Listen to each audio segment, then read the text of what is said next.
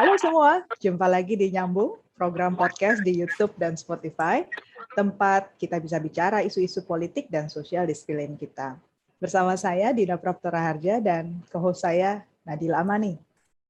Iya, Bu Dina, makanya nih, soal monitoring Bu Dina. Kita tuh digegerkan sih, berita banyak sih, soal mensos kita, Bu Risma, yang sidak soal pembagian bansos gitu kan, Bu Dina. Ternyata tuh, beliau tuh menemukan kalau misalnya banyak sekali pungli, Bu Dina. Banyak lah, ada yang minta biaya kantong kresek lah, ada yang receh-receh gitu loh Bu Dina, ada yang tiba-tiba minta bagian untuk ambulans, misalnya ada ambulans, dan itu banyak terjadi di daerah-daerah.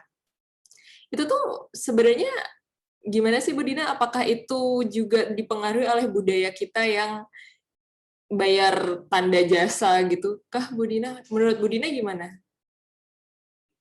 Menurut saya ada beberapa level ya, kalau ngelihat masalah itu kan pelanggaran sama masalah deviasi juga dari intensi awal dari bansos itu sendiri. Jadi kalau dilihat dari desain, kalau desainnya itu sederhana, sebenarnya dari pusat langsung sampai daerah itu harusnya bisa lancar gitu, nggak harus berhenti di setiap meja. Ya Kak, kalau dia berhenti di setiap meja, kemungkinan setiap meja ngutip kan jadi lebih gede. Karena makin jauh dari pusat ke daerah, makin susah kita ngawasin kan.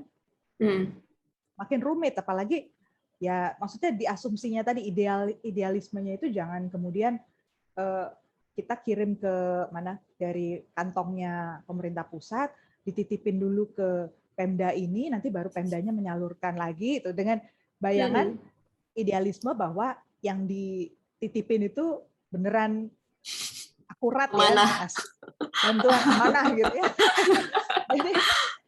Jadi itu satu misalnya ya. Semakin dia langsung, garis akuntabilitasnya juga jelas. Jadi kalau dia berani jadi garis perintahnya tuh jelas lah, garis tanggung jawabnya juga jelas, itu satu. Terus yang kedua, sanksinya jelas enggak gitu. Jadi satu faktor yang saya perhatikan cukup mendemotivasi ini ya pejabat gitu atau oknum pejabat yang akhirnya berani-beraninya gitu melakukan tindak pungli, karena enforcement atau penegakan hukum di Indonesia ini masih lemah. Bayangin aja, kelas kakap yang udah level menteri ya, kalau kita boleh sebut, dia ngutip juga kan, sama aja dia pungli ngambil 10.000 dari setiap paket. Gitu. Bungkus. masih mau gitu ngambil uang kresek gitu kan. Itu aja masih tanda tanya nih, orang dihukum serius apa enggak gitu. Hukuman berat atau enggak, padahal harusnya seberat-beratnya betul untuk sebagai contoh ya. Tapi kalau dia hukumannya cuma ya 5 tahun, 7 tahun, bahkan 10 tahun, orang juga pikir, wah level kayak gitu aja bisa lolos kan? Boleh gitu, berarti. Apalagi kalau lebih menyakiti lagi kalau ternyata orang itu bisa balik lagi berpolitik, masuk lagi di pemerintahan somehow di mana gitu. Ini demotivasi betul untuk penegakan hukum. Jadi administrasi yang rumit ditambah buruk pengawasannya, ditambah enforcement-nya yang rendah. Udah resep tuh. Untuk pasti ada yang ngambil kesempatan dalam kesempitan. Ya. Jadi kalau saya kurang setuju dengan istilah budaya udah mendarah daging deh gitu di Indonesia. Saya pikir mendarah daging itu karena orang tahu sistemnya itu rumit gitu. Itu satu, penjahat itu main di ranah yang banyak ceruk-ceruknya lah biasanya penjahat itu. Terus yang kedua, ini orang jarang mikir mungkin, Nadila. Kalau saya pikir sistem bantuan sosial itu pada dasarnya jangan sampai membebankan orang-orang yang sebenarnya mandatnya bukan sebagai pengawas atau pengantar bansos gitu. Saya ambil contoh gini deh, karena tadi sistem kita itu desainnya rumit ya, kayak misalnya bantuan program subsidi gaji misalnya.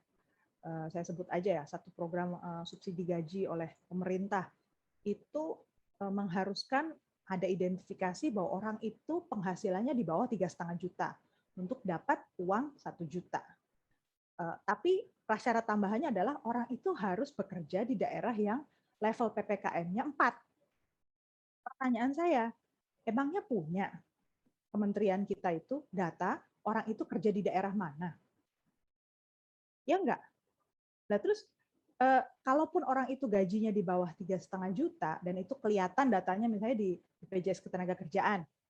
Pertama orang harus tahu bahwa yang ikut BPJS Ketenagakerjaan itu masih sedikit sekali, kurang dari 20% penduduk Indonesia yang usia produktif ikut di situ. Itu satu. Terus yang kedua, si menteri kita ini juga nggak ngomongin tentang orang yang berhenti mengiur karena pandemi. Kalau dia berhenti mengiur, dia qualify juga nggak? Nah, kalau dia nggak qualify kan artinya menyalahi amanat tadi ya, namanya dia nggak punya pekerjaan lagi, dia nggak mengiur, tetap dong dia harus berhak, walaupun berarti kan dia sama sekali income-nya nggak ada gitu kan? Itu tercatat nggak, terima juga nggak? Terus yang ketiga tadi, Bu ya jangan bikin peraturan yang mereka sendiri nggak punya datanya. Nah, kalau orang nggak punya datanya, akhirnya bebannya ke siapa? Ke RT mungkin kan? Cari dong tetangga kamu yang income-nya di bawah 3,5, bayangin aja gimana caranya dia verify gitu ya. Bapak income-nya berapa gitu. saya ini aja ya, literally mencoba membayangkan gitu ya sebagai ketua RT dikasih tugas, nih ada duit ya 1 juta per kepala keluarga, asal kamu bisa submit nama gitu kan. Dan orang itu wilayah kerjanya di daerah PPKM 4. Aduh, susah bener. Gitu kan. Jadi beban kerja tambahan untuk orang-orang yang sebenarnya secara mandat gajinya dia itu kan nggak ada buat ngerjain itu. Apa dia punya waktu? Pertama dia nggak punya waktu, dia nggak punya keterampilan, nggak punya keahlian juga, nggak punya bekal buat itu. Beda sama social worker yang ada di Singapura atau di Amerika tadi yang saya ceritain ya, yang memang betul-betul equipped untuk benar-benar punya bekal untuk mendeteksi ya, udah, dan dia dibayar buat itu, memang pekerjaan dia itu gitu loh. Nah ini kita hal-hal kayak gini lah yang akhirnya membuat sebagian orang kemudian merasa ya sah-sah aja lah saya susah tiap hari keliling ke kampung-kampung ngecek siapa yang berhak terima, bolehlah saya terima juga, saya juga penghasilan saya kurang gitu kan. Jadi bukan budaya ya, saya nggak setuju ini budaya, tapi again kesenjangan dalam desain. Menurut saya itu penting sekali untuk dicermati dan jangan ditangkal lagi lah, nggak usah dianggap nggak ada ya menurut saya. Ini masalah klasik betul. Menurut kamu tadi betul. Ini masalah berulang terus. Makanya Bu Dina, berarti emang masalahnya tuh kompleks ya Bu Dina, nggak bisa diselesaikan dengan harus bikin satu badan, satu satgas, nggak cukup. Itu harus dari desain tadi, harus dari gimana Bu Dina, menurut Bu Dina? Tapi ya doable ya. Menurut saya gini, kadang-kadang orang Indonesia itu kalau disampaikan poinnya seperti kamu bilang tadi, kompleks ya. Wah, yang ada malah nggak diselesain, Nat. Kompleksnya nggak usah deh. Gitu. Nggak usah deh. Nanti aja pemerintah periode selanjutnya. Gitu ya Bu Dina. Nah, itu. Jadi kelemahan kita itu adalah ketika satu program dianggap nggak sempurna, dia bikin program lain gitu loh. Sementara program yang lama nggak ditutup juga, tetap berjalan juga. Jadi pertanyaannya kan tepat sasarannya nih kapan bisa kelar gitu kan. Jadi satu hal yang menurut saya esensial, udah deh kalau ke depan itu betul-betul mau serius membenahi bantuan sosial, yang by the way kalau bantuan sosial ini kelar, sebenarnya otomatis, saya bilang otomatis program jaminan sosial, macamnya BPJS Kesehatan, BPJS Ketenagakerjaan, perlindungan buat perempuan, perlindungan buat anak yatim, itu semua bisa benar semua tuh, bisa membaik secara keseluruhan.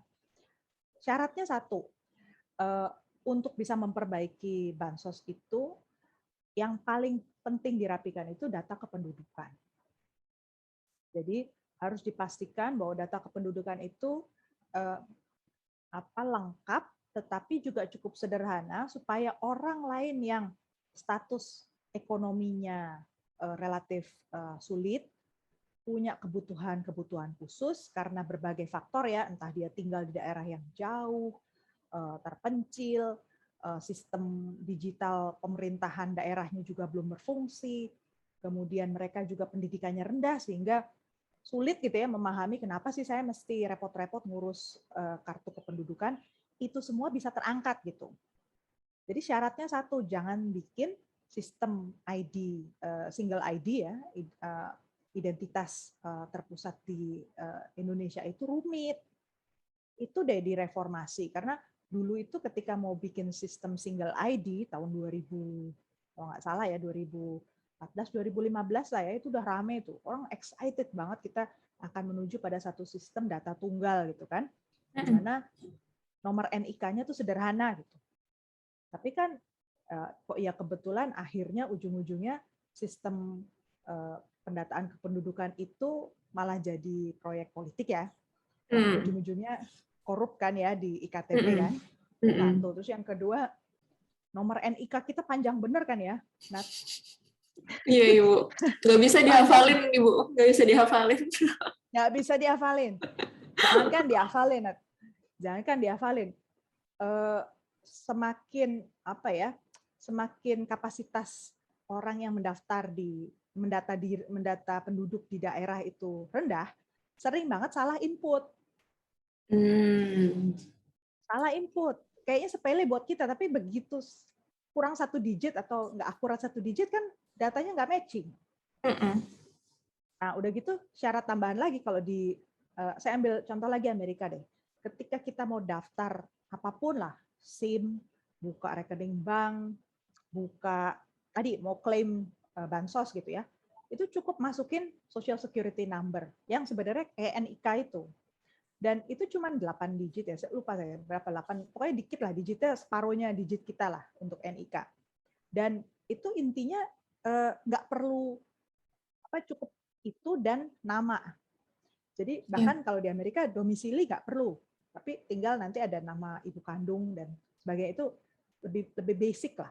Nah di kita kan selain NIK ada nomor ini ya, kartu keluarga, terus masih ada alamat, jenis kelamin. Nah, itu yang kalau dalam alamatnya juga harus sesuai KTP-nya, Bu. Nah, itu.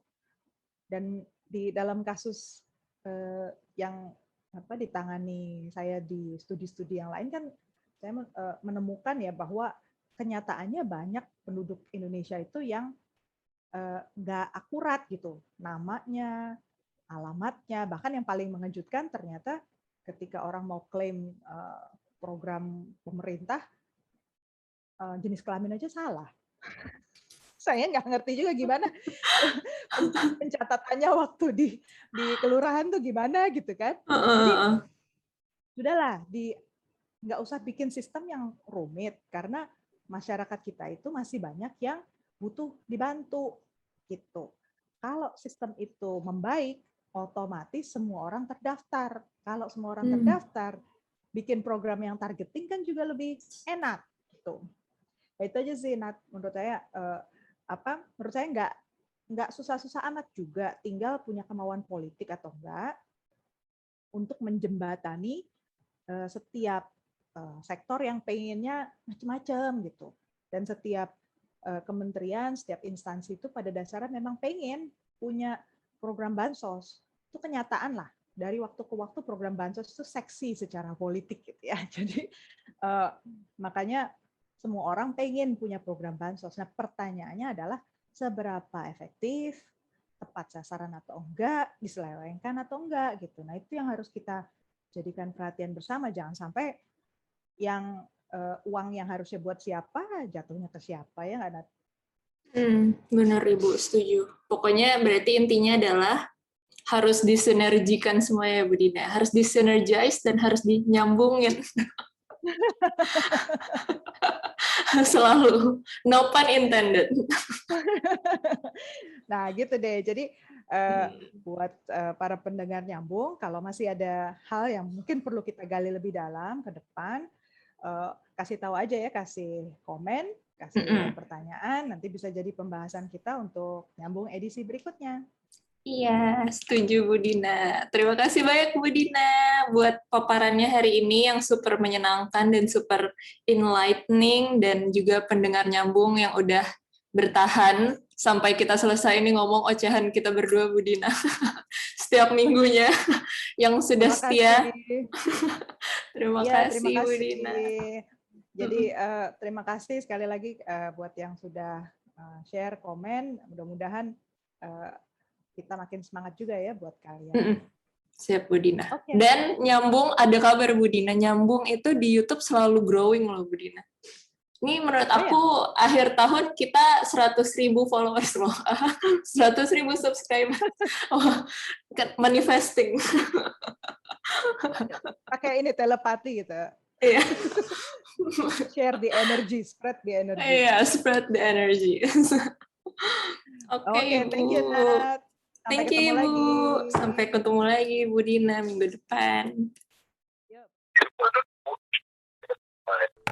Jangan lupa like podcast ini kalau kalian menikmati diskusinya, komen apabila kalian punya pertanyaan atau pendapat, dan subscribe agar kalian tidak ketinggalan episode nyambung setiap minggunya.